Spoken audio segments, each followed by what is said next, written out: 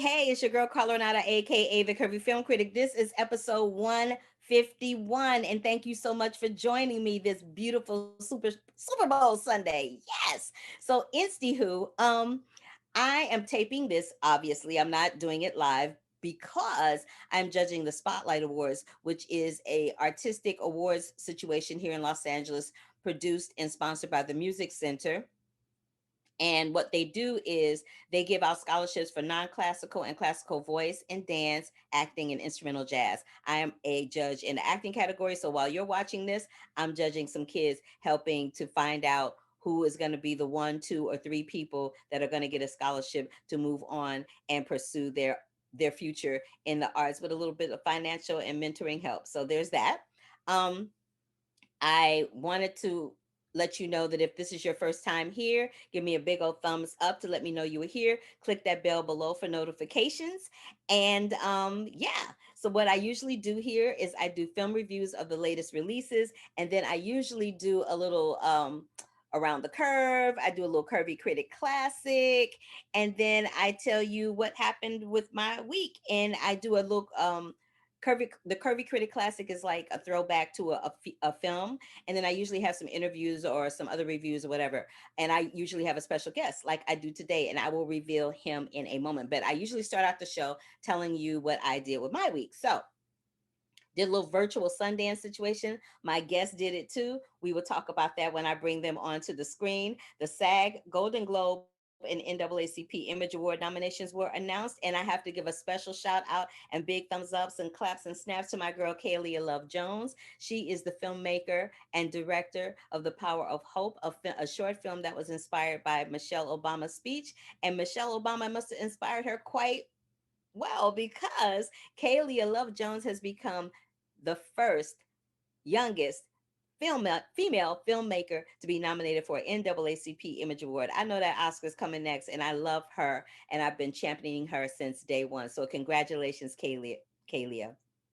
I also attended the Celebration of Black Cinema, which is sponsored through the Critics' Choice organization, of which I am a member. They gave special honoree awards to Andra Day, who is starring as Billie Holiday in the United States versus Billie Holiday.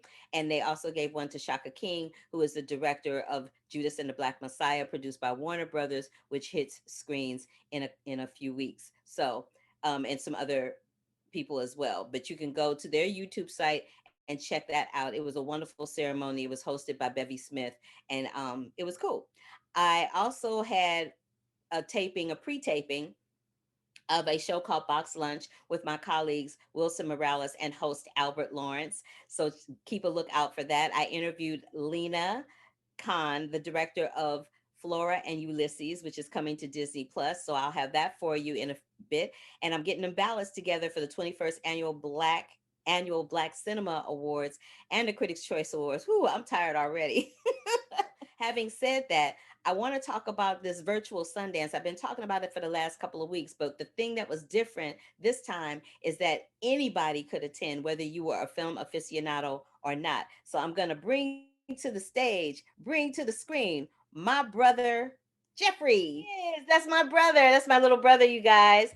Hey, So say hi to the people. hi, people.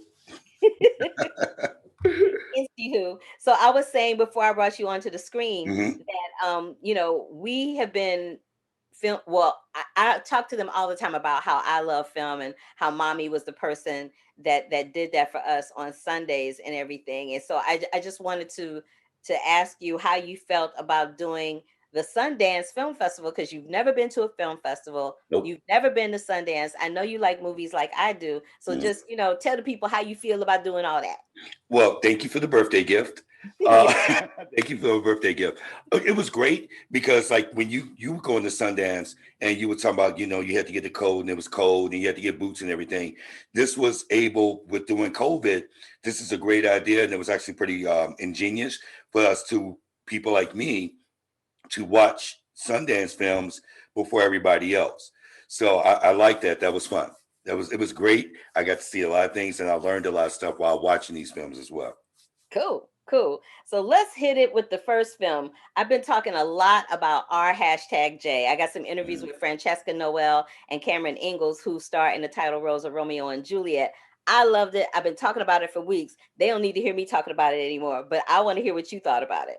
I because you talked about it like me every day when we was getting everything set up, and like I was saying, it was like basically the way that they use social media in this generation with text messages, FaceTime, um, IG, Twitter, everything. They immersed all of that. He integrated that within the movie, so it looked like you was looking through somebody's phone while they was texting, and even with the responses. But the old story of Romeo and Juliet, which is dope, but it gives a new plot twist.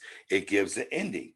And like I was saying before, do you remember the name of the TV station that was using to I do report the not. news?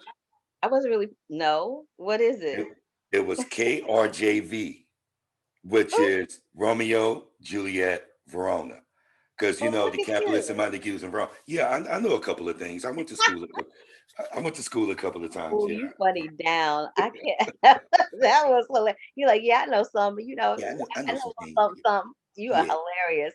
Now the next film, Night of the King, I didn't see that, but I know that you did, and I know you really loved it. Why were you so excited about seeing this one?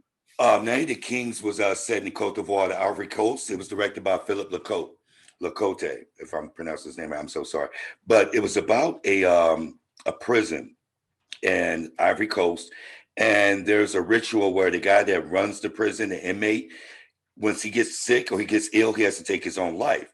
But he didn't want to do that, so it was a new guy that came in, and the guy in the prison used him to stall the procedure out, the ritual out by naming him the storyteller, but found out at the end of his story, he was being told, "Look, you know they're gonna kill you when you finish your story, right?" So he dragged it out all night. So that's why they call it Night of the Kings because he had to drag the story out because they was going to kill him. But the way that things are in Ivory Coast, it was a real eye opener, and let alone seeing how the prison was ran by the inmates rather than the guards. The guards was just chilling, you know. But it was a really interesting story, but the story he told because it was about history and it had some mystic folklore in it as well. So it was actually pretty good. Okay, cool. Now I Mhm. know we both saw this movie, and I know we had very personal reasons for watching it because, like I've said a zillion times, we would watch movies on the weekends with our mom. Mhm. And one of the movies that we saw ad nauseum was West Side Story over and Mhm. over and over and over and over again. And one of those films stars is Rita Moreno. Rita Moreno and George Chakiris were the first people of Latin descent to win an Academy Award Right. for West Side Story. So we already went into this documentary knowing that she was this award-winning actress, not only with an Oscar, but she's one of the 13 people to have an EGOT, which is an Emmy, Grammy, Oscar, and Mhm. Tony. Mhm. So we already knew that going in, but what we didn't know about her was that she has a daughter, that her marriage was a little more troubled than anyone would have ever imagined. She talks about the struggles of being Latina and being hit upon by older white studio executives and how Yeah. humiliating and disrespectful that felt for her. Mhm. She talks about her relationship with Marlon Brando Mhm. and so many other things. But I enjoyed it just because it gave us a different side of somebody that we've known and revered and loved watching on television and in movies for so long. What Right. what what do you feel about it? No, I felt exactly the same. Only thing I knew was Electric Company, West Side Story. I didn't even know her and Marlon Brando dated. I didn't know Right? how. I didn't know that either. I was like, Yeah, how did I not know that? yeah, like what movie? And then the movie they were in together. I'm like, I don't remember that Oh, movie. but wait, that movie that they were in together, that scene with remember she talked about that scene. This ain't gonna be a spoiler for nobody because you're gonna see the doc anyway, because it's coming on PBS and American Masters. But Right. there's this scene from the movie that she did with Marlon Brando where Mhm. she talked about how tumultuous their relationship was, Yeah. how challenging that situation was for her. And they had this scene where she just hauled off and smacked him in the face, and then he hauled off and smacked her back, and the director never stopped the camera from rolling. I was like, oh, oh. Yeah, I was like, look, oh, because it was real. And she said, but like she said, she needed that. She needed that because that was like the antithesis, so to speak, of their whole relationship. So once that happened, she was finally over it. But yeah, I didn't know that she had it that rough. I really didn't, because when you see actors and actresses on TV, you think their life and they have this big mansion and people waiting on hand and foot. She's what? How old is she? Like 80 something now? Yeah, she's in her 80s. Yeah, I She's think she's drive about she 84. she drives to work. She sits up there and watches CNN. She's very political. Like the shirt said, she's just a girl who decided to go for it, and that was her. And that seemed like that was her theme, her own life, because I guess it was her insecurity, her self-esteem issues from her father. But when she got older and she realized, you know what, I don't have to take this from anybody, and that was great to see that. Yeah, it really was. One more film that you saw, Prime Time. Tell us about it. Prime Time, it was a Polish film directed by Jacob Piatek. It was basically about this guy named, I think it was Charles. He takes over a TV station. So what he does, he holds the host hostage. She's real snooty. She's like, okay, look, if you're gonna keep the station hostage, let me go. It's New Year's Eve. It was set in Y2K in Poland, but the whole thing, the reason why he wanted to do it was because he was just fed up with his life. He had no agenda. He didn't want money. It was going to be some shock thing where he was going to, execute someone on air. He just wanted to talk. And well, I'm looking at that, and that reminded me of Dog Day Afternoon. And like I said, oh, this is a Polish Dog Day Afternoon, which is pronounced Popołudnie Niapsa, which is Okay. Polish for Dog Day Afternoon. All right, you better go in. That was funny. All right, you was taking this little film critic assignment that I gave you seriously. I love you. Yeah, because when I would go to film, when we used to go to films together and stuff like that, in the past few years, you would take notes. I was like, oh, what is she doing? Why is she on her phone? I'm like, Yeah. So, side note, my "Mhm." when my brother would come to visit in LA, sometimes there would be screenings that would be happening while he, and I would have a notepad with me or a notebook, and I would be scribbling in the dark, taking notes. And he's like, "Why are you doing that?" I'm like, "Because I got to write it, and some things I won't remember." So he's Right. like, "Oh, okay." Yeah, and look, that actually helped me out because I got notes for days over here. Cool. Well, that's just a recap of four of the films that were at the Sundance Film Festival. I saw a total of 13. Seven Oh, of the reviews were up toward the end of the festival, which ended on February 3rd, and the other ones will be up by the time you see this video. So if you haven't seen the reviews for our hashtag J and for Rita Moreno, please hop on over to the curvyfilmcritic.com and see those. But before I let my little brother go, like I said at the beginning of the show, it's Super Bowl Sunday. I'm not the sports doll. I'm really not. So I'm gonna let him take over and tell us what his top three Super Bowl movie picks are for today. okay, Super Bowl movie picks. The first one is Any Given Sunday. These are older movies; they're not new. But Any Given Sunday with Al Pacino, Jamie Foxx is always a good read.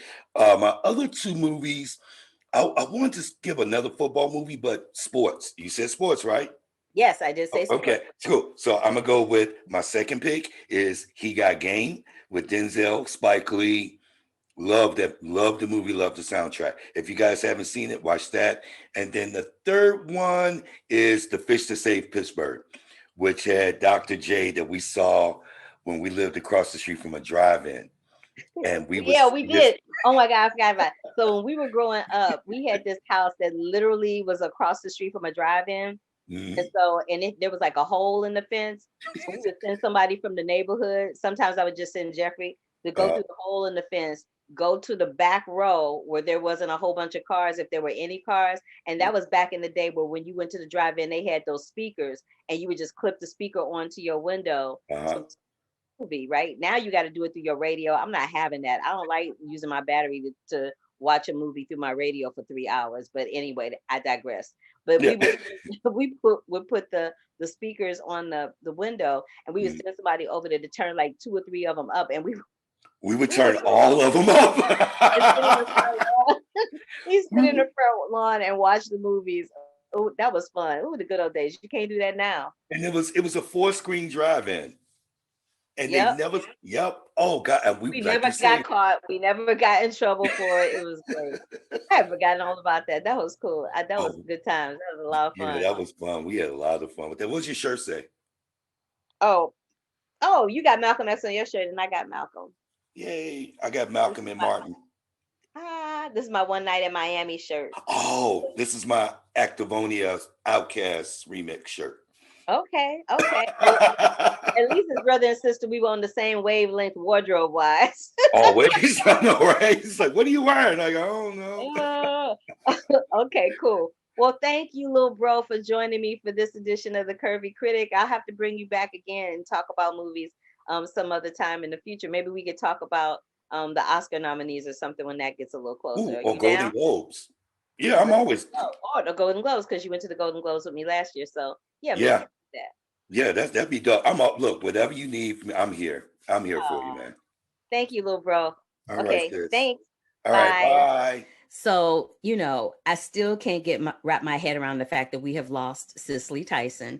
And I had the opportunity to sit down and speak with Tika Sumpter, one of my favorites, who stars on Mixed Dish, which has gotten picked up for another season. And we talk about Cicely Tyson, what that loss meant for her, and what her favorite episode is of Mixed Dish, Mixed Ish. So take a look and a listen to this interview with my girl Tika Sumpter. Okay, let's get into the Curvy Critic reviews, honey. Minari is opening this week. It deals with a Korean family that is farming in 1980s Arkansas. It is written and directed by Lee Isaac Chung. It is produced and distributed through A24. It stars Stephen Yoon as Jacob, Yoo Jung Young as Sonja, and Yeri Han as Monica, and Alan S. Kim as the little boy. Let me just tell you something. Alan S. Kim, he's a little scene stealer. Loved him, loved him, loved him. Yoon Yu Jung is fantabulous. Her scenes, along with Alan, are the best things in the movie. The cast is really spectacular, and is about to do the same thing this award season that Parasite did last year. It just shows a different side of this Korean family that we've never seen on screen before, just like what we saw last year with Parasite. And I was there for all of it. It is funny, it's poignant, it shows how hard farming is and how heartbreaking it is when it doesn't quite go right. Minari has been an award season darling this year. I'm looking to see it do lots of really big things. And it was one of my favorite films of the year. So snaps and claps to Minari. Check it out, y'all. It will be streaming online. It is called Minari, Minari. Next up is a film called Bliss. It is produced by Amazon Prime Studios or Amazon Studios. You can stream it right now on Prime Video if you have an account there. It is directed and written by Mike Cahill, and it stars Salma Hayek and Owen Wilson. It is a sci-fi futuristic kind of movie. I enjoyed it. It was a little strange. I'm not gonna lie. It was a little like, what am I watching right now? But it was also one of those films that it it makes you think. It makes you think twice about some things. So this is the official description of the film. It's a mind-bending love story between Greg, played by Owen Wilson, who after recently being divorced and then fired, meets the mysterious Isabel, a woman living on the streets and convinced that the polluted, broken world around them is a computer simulation. It was kind of trippy, and it was kind of good, like in a really weird kind of way. Like, I really enjoyed this film, but I think I mostly enjoyed it because of Salma Hayek and Owen Wilson. Their chemistry together was really great, and I love seeing both of them on screen. I'm a fan of them both. But check it out for yourself and make your own decision about it. It's streaming right now on Prime Video, and again, the film is called Bliss, directed and written by Michael Cahill. Last but not least, I have a brief interview that I did with Shaka King, the director of this next film, Judas and the Black Messiah. Judas and the Black Messiah, y'all, is going to wear you out. It's going to wear you out. It is a film that deals with the Black Panther story from the perspective of William O'Neill, who infiltrated the Black Panther Party as an FBI informant to get dirt on Fred Hampton Jr. for the FBI, and then they kind of rolled over on him. But right after he did Eyes on the Prize 2, I believe it was the documentary William O'Neill did, and the day after, or either the same day or shortly after he did this interview, let's just say that shortly after he did the interview for Eyes on the Prize, he killed himself. So we don't even have the opportunity to speak to him about why he did what he did, and it resulted in Fred Hampton, the chairman of the Black Panther Party, being assassinated. So that is the gist of the film, but it deals with it from that perspective. So we find out who William O'Neill was, who's played by Lakeith Stanfield, pitch perfect, I might add. And we see how he ends up meeting Fred Hampton, who's played to the letter by Daniel Kaluuya. Daniel Kaluuya is absolute perfection in this movie. He is a revelation. His performance is crazy. It's everything you can think of and more. It really, really is. His opening monologue that he does as Fred Hampton is so powerful, prolific, real, and raw that it draws you right into the film. And is a high energy film from the beginning to the end. Performances are great all the way around, but I'm telling you, Daniel Kaluuya and Lakeith Stanfield own this movie. It is directed by Shaka King. You guys can catch it. I think it will be in theaters on February 12th or 14th, and then a month from then, maybe earlier, because you know these schedules and things keep shifting during COVID. You will be able to catch it and stream it online. It is called Judas and the Black Messiah. You will wholeheartedly enjoy it. It is a part of our Black history that we should never forget, and I'm so glad that Warner Brothers and Shaka brought it to the big screen for us all to enjoy. So, having said that, take a look and a listen to this really brief interview that I did with Shaka King about why he came up with the title Judas and the Black Messiah, and why he switched from, comedy to drama, especially with the Black Panthers. I'm just saying. Take a look and a listen to this interview with Shaka King. Two things I wanted to know. How did you settle on this title, Judas and the Black Messiah? And secondly, what made you want to go from doing comedy to the Black Panthers? Hmm. So the title, wasn't our original title. We had a number of titles we cycled through.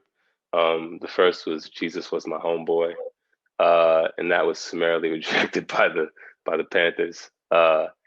And I think one that I was really attracted to and I really fought for was 30 Pieces of Silver. But that was also, the studio really wasn't into that title. So Judas and the Black Messiah was just one that, kind of came to mind. I actually, not to toot my own horn, but I actually think I'm really good at titles. Like I do think I'm really good at like coming up with titles for movies. And so when I found that one, I remember thinking, yeah, I like how that sounds. And it was the one title that, the family could get behind, the filmmakers could get behind, and that the studio could get behind. The only thing that was new for me really in terms of, aesthetics was shooting action. But directing drama and, suspense and tension and dramatic tension, that's all stuff I felt pretty well versed in. Thank you so much. Wonderful film. I appreciate you. Thank you. Thanks so much. I met her once in New York. She came to the Nobody's Fool premiere, and I got to take a picture with her and Tyler. And it's like she walks on water, she just floats in the room and just very graceful. There was a lot of people around and stuff, but she was just like, just very sweet and kind, but I unfortunately didn't get to work with her. But I'm about to go through her whole discography just to like bathe myself in her, not only beauty, but just her talent, and she reminds me how I saw a small excerpt of her when she was playing Moses, Harriet Tubman.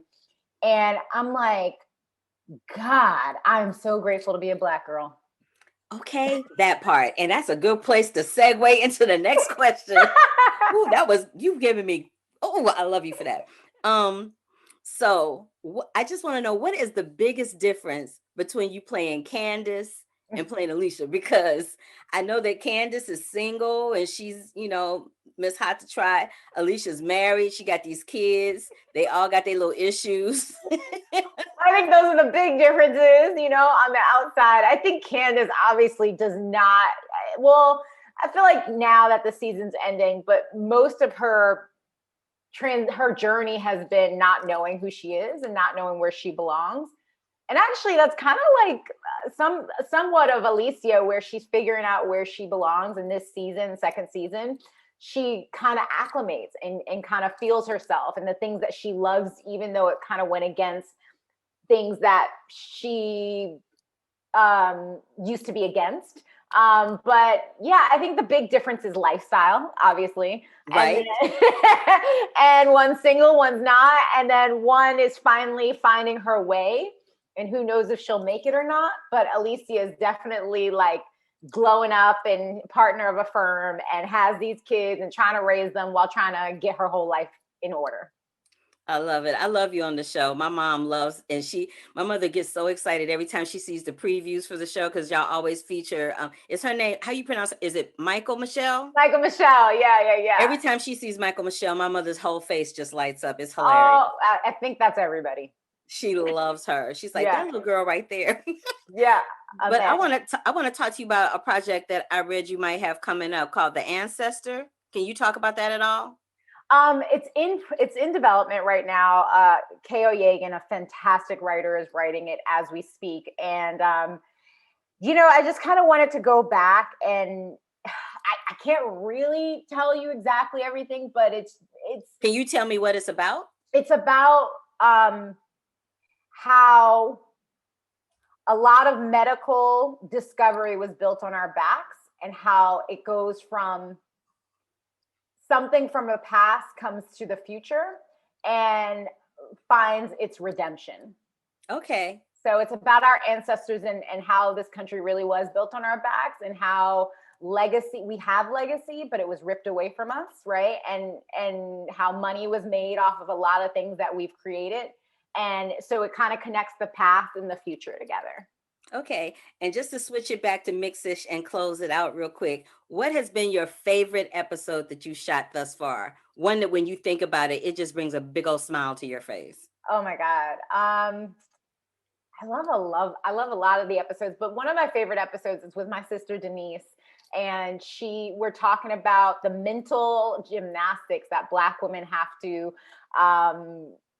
work around in the workplace, and it's funny, but it's very real, the things that we can't say, the things we can say, how we have to be around other people, and it's like breaking the chains of all of that. And so we had a lot of fun, with that episode. Thank you for sharing that, Tika. Please give your family a big old hug I will. and kiss for me. I hope that y'all have been well during quarantine and that everything's copacetic. And I can't wait for us to get to a time where I can see and hug you for real in person. Girl, I'm there. I'm there. I know that you is. Nice. See you later, Carla. Thank you so much. Bye, Tika. Thank you. Yeah. Bye. Tika, I'm looking forward to having a hug with you when this is all over and done with. Okay, that does it for this edition of The Curvy Critic with Carla Renata. Thank you for joining me. If you haven't been here before, give me a big thumbs up to let me know you were here. Click the bell below for notifications.